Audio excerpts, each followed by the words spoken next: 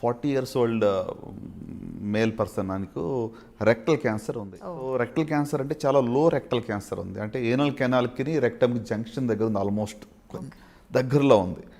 ఇప్పుడు మనం సర్జరీ చేసేటప్పుడు if you don't give 100% and పూర్తి ఎఫర్ట్ చేయలేకపోతే ఆయనకి మొత్తం ఎంటైర్ రెక్టమ్ అండ్ ఏనల్ తీసేసి పర్మనెంట్ బ్యాగ్ వస్తుంది. సో ఆల్మోస్ట్ ఈ 40 years అన్న అతను ఆల్మోస్ట్ 120 kilos వెయిట్ ఉన్నాడు ఆయన.